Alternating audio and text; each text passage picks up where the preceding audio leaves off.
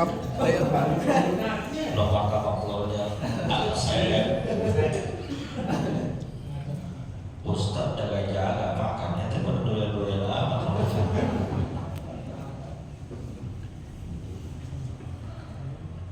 Bismillahirrahmanirrahim. Alhamdulillahirabbil alamin. Allahumma shalli wa sallim ala sayyidina Muhammadin wa ala alihi wa sahbihi ajma'in, amma ba'du. Yang sama-sama kita hormati dan muliakan guru-guru kita yang sudah menyampaikan ceramahnya dan juga langsung meninggalkan tempat, Kiai Haji Ahmad Dahlan Naim. Beliau ada pengajian di Cilandak kaum bapak. Kiai Haji Ahmad Aswadi Hamim juga ada pengajian kaum ibu. Selepas ini saya juga langsung berangkat karena ada pengajian para janda. Gue mau kagak mau ngalah. Emang dia doang yang lah.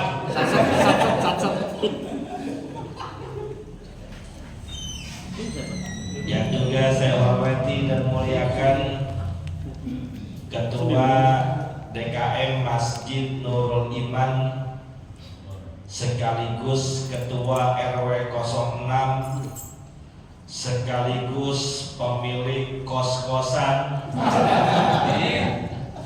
amin, sekaligus ajudan dari orang kaya yang rumahnya di Sanjaya,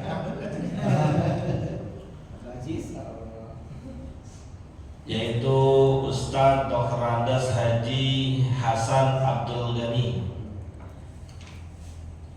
Juga yang saya hormati dan muliakan ahina fillah Ustadz Sulaiman SAG, Ustadz Aslani Al-Bantani, dan para ustadz lainnya. Mohon maaf saya tidak sebutkan namanya satu persatu.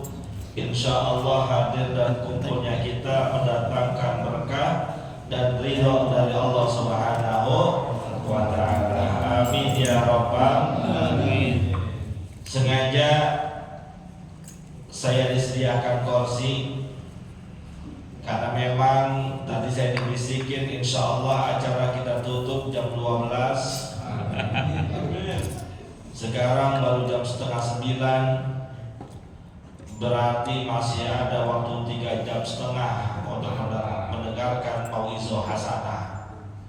Nggak tahu habis saya sampai ceramah, saya nggak tahu. Saya mah cukup 30 menit aja ya, karena bapak-bapak sudah habis maghrib udah di sini semua, betul? Itu yang di pojok udah 3 kali ganti posisi duduk. Yang di samping saya udah selonjor salah, angkat kaki salah. Mana yang keluar baru pisang doang sama salah. Tadi suka bully. Mana nasi kebuli? Ada. Tunggu pantun, boleh pantun.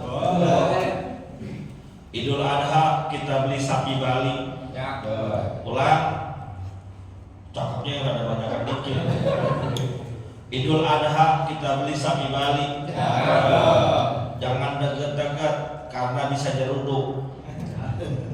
Harapan saya di belakang ada nasi kebuli. Apa daya kalau isinya cuma nasi uduk.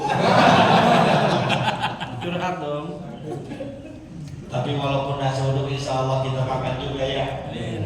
Makan juga ya. Ya Pak ya. Ya ajak kita makan siapa?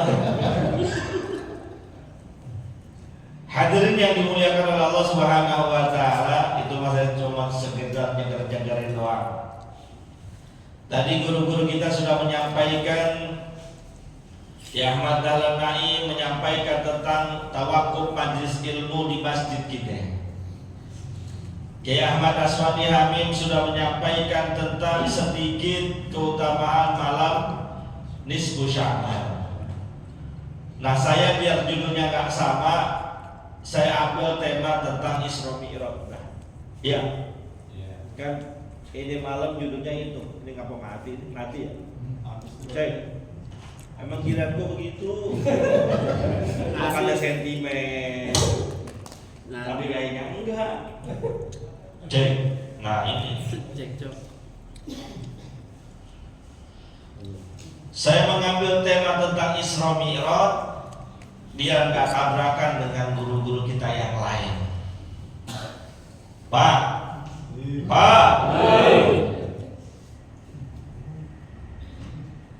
kalau kita lihat sejarah, baca sejarah, satu-satunya Nabi yang diperjalankan di waktu malam dari Masjidil Haram ke Masjidil Aqsa lanjut ke Sidratul Muntaha Rabbul A'la hanya baginda Nabi kita Muhammad sallallahu alaihi wasallam. Makanya ini adalah kejadian yang sangat luar biasa. Saking luar biasanya ayat yang menggambarkan tentang peristiwa Isra Mi'raj dalam surat Al-Isra dimulai dengan kata Subhana, menunjukkan keagungan Allah yang sangat luar biasa, menunjukkan kehebatan Allah yang tiada tandingannya. Sedikit saya ambil kisah mengenai Isra Mi'raj ini dalam berbagai kitab yang menceritakan tentang kisah Isra Mi'raj, di antaranya karangan Syekh Ahmad Ad-Dardiri. Beliau menjelaskan sebuah riwayat bahwasanya baginda Nabi kita Muhammad sallallahu alaihi wasallam sebelum diisrakan, sebelum dimi'rajkan oleh Allah, terlebih dahulu melalui proses yang namanya pembedahan. Apa yang dibedah? Hatinya Rasulullah. Siapa yang membedah? Malaikat Jibril sesuai dengan perintah Allah. Apa yang dilakukan?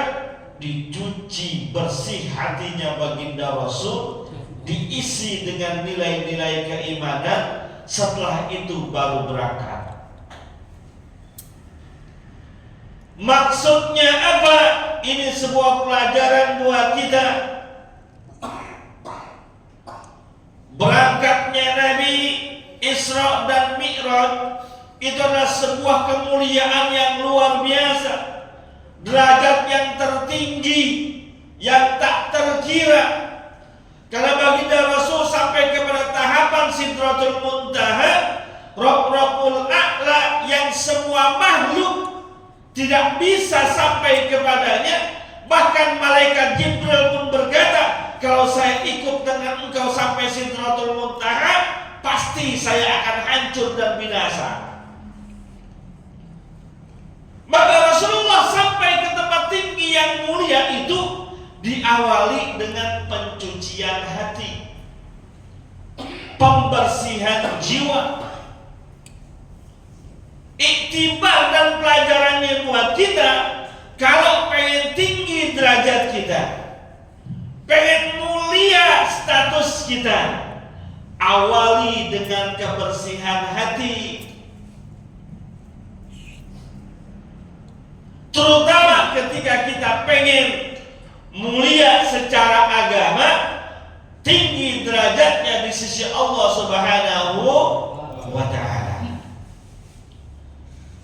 Maka berbicara tentang hati ini, baginda Rasul sallallahu alaihi wasallam pernah bersabda, "Ala inna fil jasadi mudghah idza saluhat saluha sa'iru amali wa idza fasadat fasada sa'iru amali.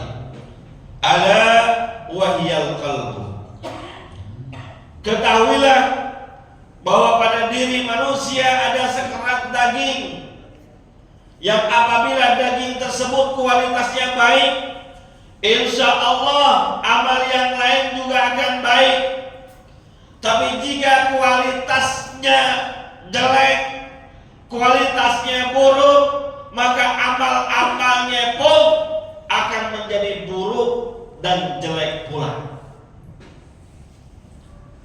Saya kasih contoh.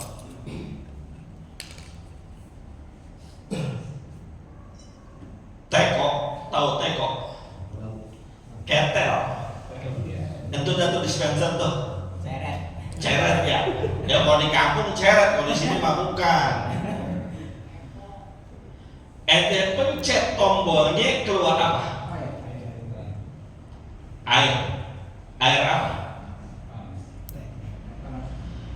Tergantung diisi apa.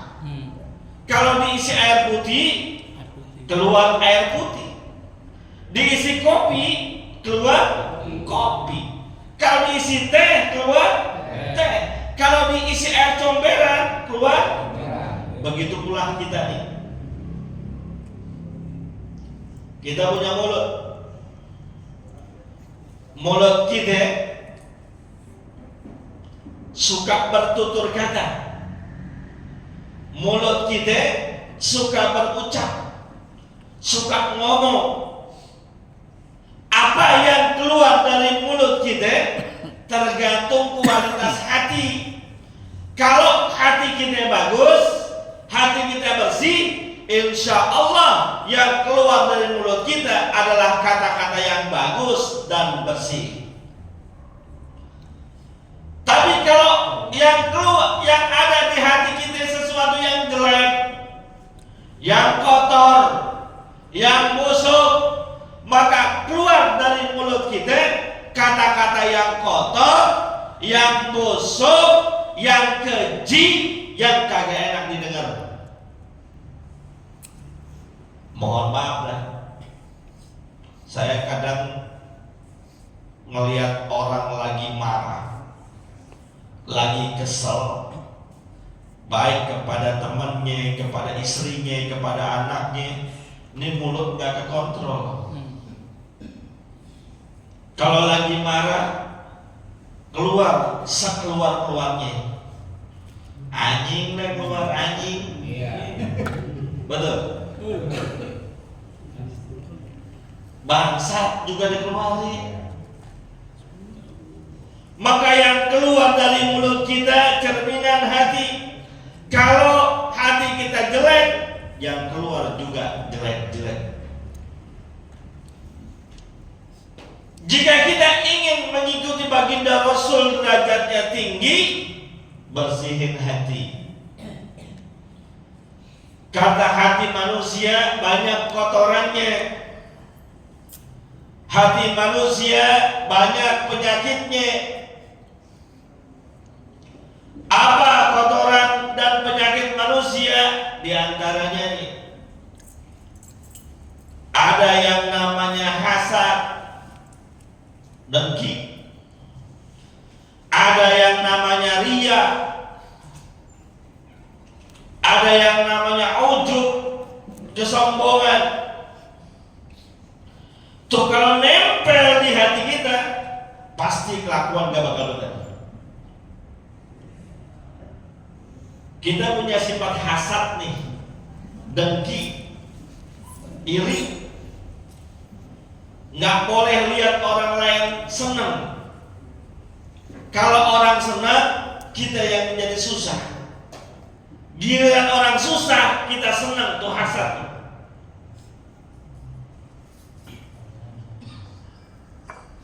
Tetangga beli kulkas, dia yang panas dingin.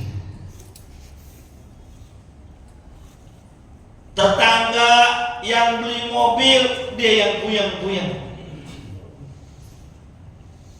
Tetangga punya rumah mewah, dia yang gerasak gerusuk. Awas. Hasad, dengki sama orang. Pengen orang lain itu jatuh kesuksesannya. Pengen orang itu hancur kekayaannya.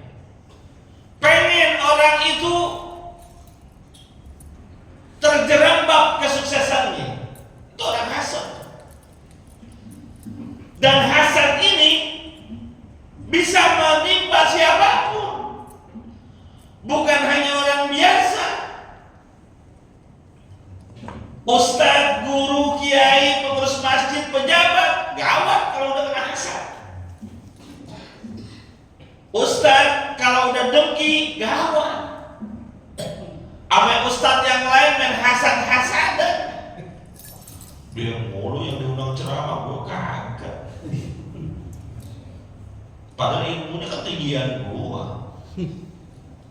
Hasad.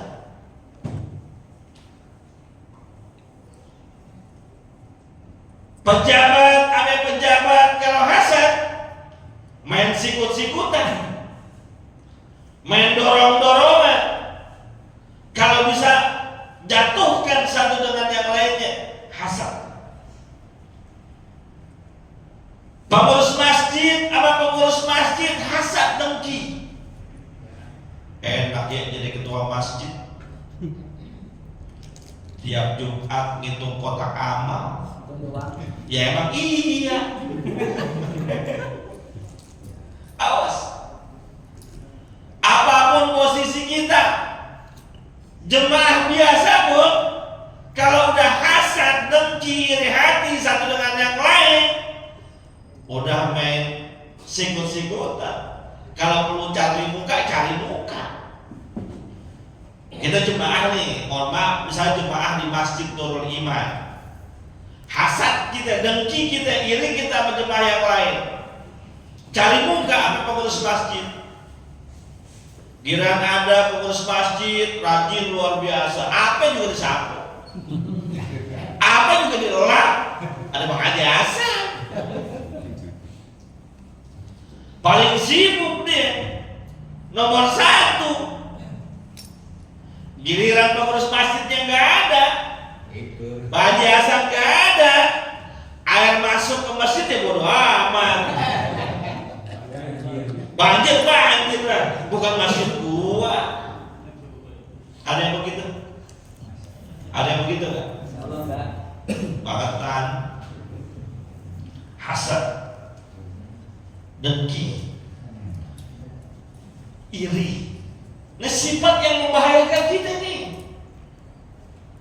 Makanya Rasulullah SAW mengatakan, Innal hasada yakulul hasanati kama ta'kulun narul hataba. Sesungguhnya sifat dengki, sifat hasad, sifat iri hati akan memakan pahala kebaikan kita sebagaimana api membakar kayu bakar, habis gak ada sisanya. Sholat kita yang siang malam, puasa kita yang sunnah maupun yang wajib, habis kalau kita punya hasad dengki sama orang lain. Makanya kalau ngaji dipakai, dengerin, amalin. Ngaji doyan kemana-mana, majlis taklim hadir kemana-mana, tapi dengki tetap dijalanin, hasad tetap dilakuin, iri tetap dipaksa-paksa dalam hatinya supaya iri terhadap orang lain. Ngajinya bisa jadi dapat pahala, tapi pahalanya habis terbakar dengan hasadnya. Udah mau jam 9.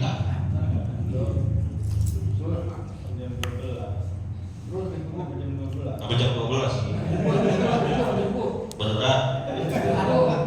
Nggak serius nih, bahannya saya sampai jam 12. Ya, bukan sinar rasul juga kan? Bukan.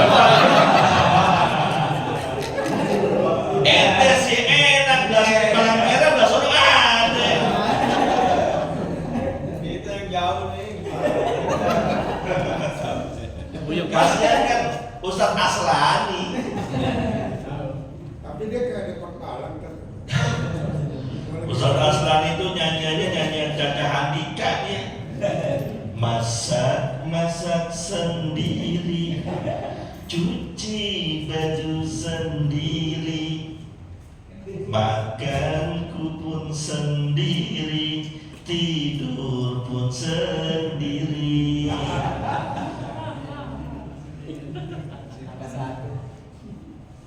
Kalau jadi saya, istri di Banten. Ya, ini jadi saya, ini bukan ngajarin, bukan. Istri di Banten, pulang sebulan sekali, pulangnya juga cuma 2 hari. Bisa cari lagi di sini. Kalau saya Ya masa kalah sama ketua DKM? Ya bikin dong pos 2. Kalau saya KPPS. Udah, bawa ke rumah saya nikahin. Belangko nikahnya saya ada. Habis lebaran. Lebaran ini insya Allah. Ya ganti rekam, terus sejodoh nggak jadi. Udah seperti buaya juga. Alhamdulillah. Buaya darat. Itu promosi Ustaz. Yang kedua, tadi hasil. Sampai jam 9 aja ya. Yang kedua, sifat jelek dalam hati yang kudu kita buang adalah sombong dan tinggi hati. Sifat ini bisa merasuk kepada siapapun, bukan hanya orang awam, ustadz, kiai, guru juga bisa sombong. Pengurus masjid bisa sombong, pejabat bisa sombong, orang kaya bisa sombong. Ustadz sombong ada nggak ustadz sombong? Ada nggak? Ada. Gue sih kalau diundang sama dia gue uploadnya tipis. Ada yang begitu. Sombong dengan ilmunya, merasa benar apa yang dia pelajarinya, sehingga membuat pendapat orang lain dianggap salah. Sombong tuh Ustaz. Padahal dunia intelektual nggak kayak gitu, terbuka banyak dimensi kebenaran. Jadi Ustaz mau apa yang sombong, apa yang mau disombongin? Ilmu, kata Allah, wa ma utitum minal ilmi illa qalila.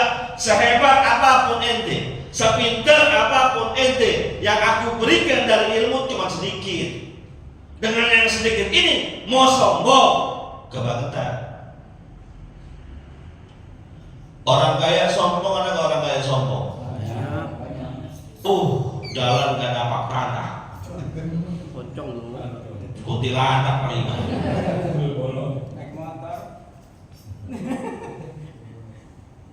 Merasa kaya, merasa punya duit, bertindak semena-mena, menindas bawahan, zalim terhadap orang yang di bawahnya, merasa apa yang dimilikinya adalah sumber kesuksesan, sumber kejayaan, lalu menganggap orang lain rendah. Awas, orang kaya sombong dibenci oleh Allah, tapi Allah lebih benci orang miskin sombong. Kaya sombong Allah benci, apalagi miskin sombong. Lu mau nyombongin apaan? Tinggal juga kontrak. Pengurus masjid sombong, ada nggak pengurus masjid sombong? Ada. Oh lihat dong masjid gua,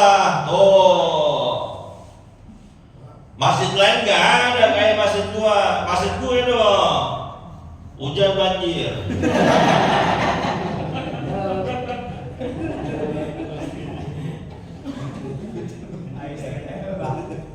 Mohon maaf ya Pak, masjid musola di lingkungan kita itu kan suka mengadakan tradisi peringatan Maulid. Ya, ini tradisi bagus. Awas, kadang ada masjid musola pengurusnya berada sombong. Lu masjidmu masjid apaan? Masa Maulid gak ngadain Maulid? Kayak masjid gua loh. Musola lu musola apaan? Maulid kagak bikin, kalah sama musola gue. Awas tuh.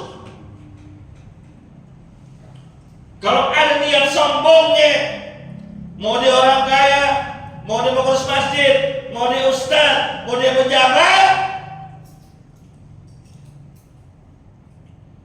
kata baginda Rasulullah SAW, la yadkhulul jannata man kana fi qalbihi mithqala dzarratin min kibrin. Gak bakal masuk surga orang yang dalam hatinya ada sifat sombong. Siapapun dia, ustaz sombong, gak bakal masuk surga. Orang kaya sombong, gak bakal masuk surga. Pejabat sombong, gak bakal masuk surga. Pengurus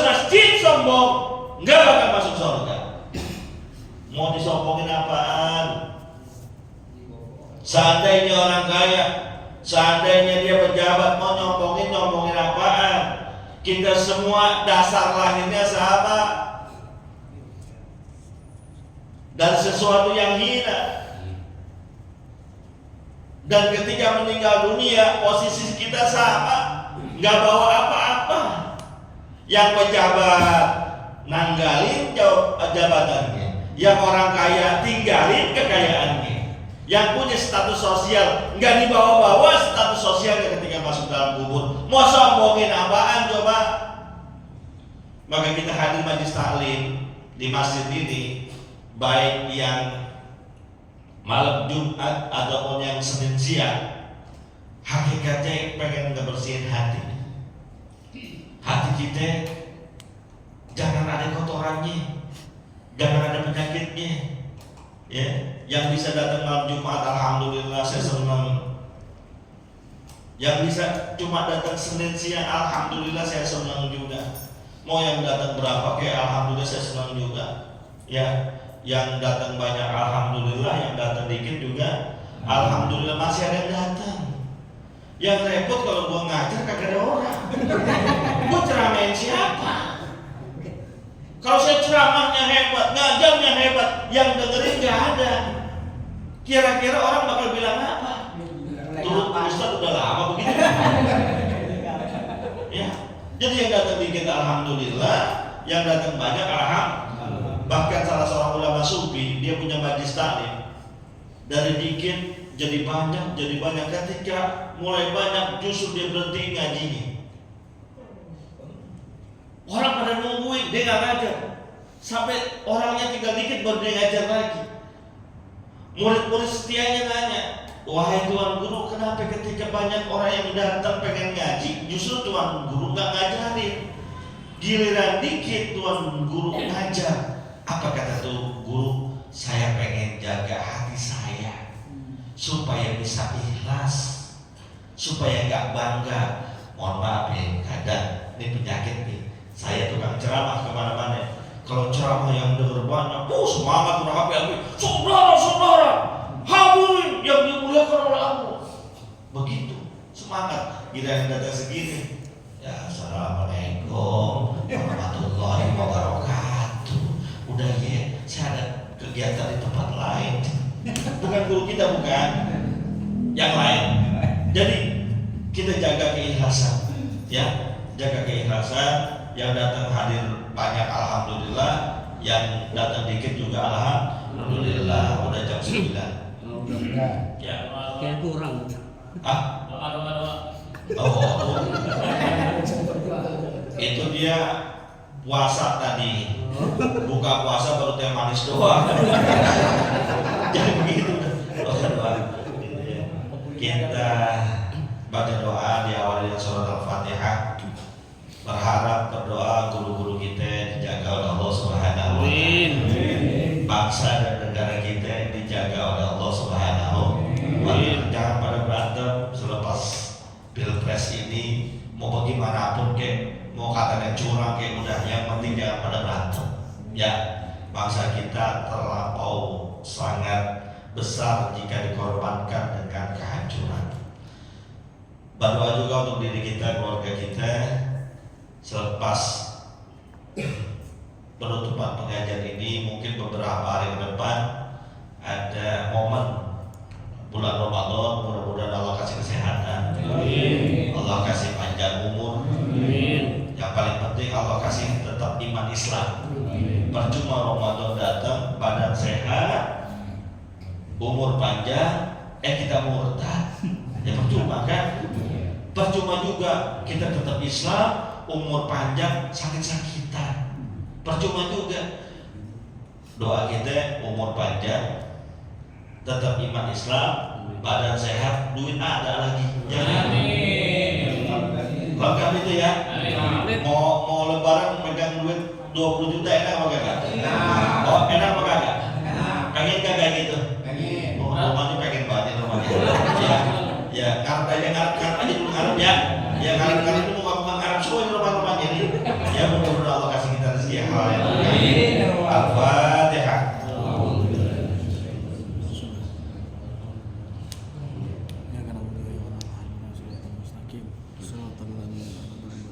Bismillahirrahmanirrahim. Alhamdulillahirabbil alamin. Allahumma shalli wa sallim ala sayyidina Muhammad wa ala ali sayyidina Muhammad. Allahumma inna ala dzikrika wa syukrika wa husni ibadatik. Allahumma ighfir lana wa liwalidina warhamna warhamhum kama rabbawna shighara. Wa hab lana ya wahhab ilman wa hikmatan wa rizqi ya razzaqul musahila wa bil khairi ya fattah faqtahu bil huda wa bil ilmi ya alim kulli muqaddira. Wa sallallahu ala sayyidina Muhammadin wa ala alihi wa sallam walhamdulillahi rabbil alamin. Qala Rasulullah sallallahu alaihi wasallam afdalu ma qultuhu ana wan nabiyyuna min qabli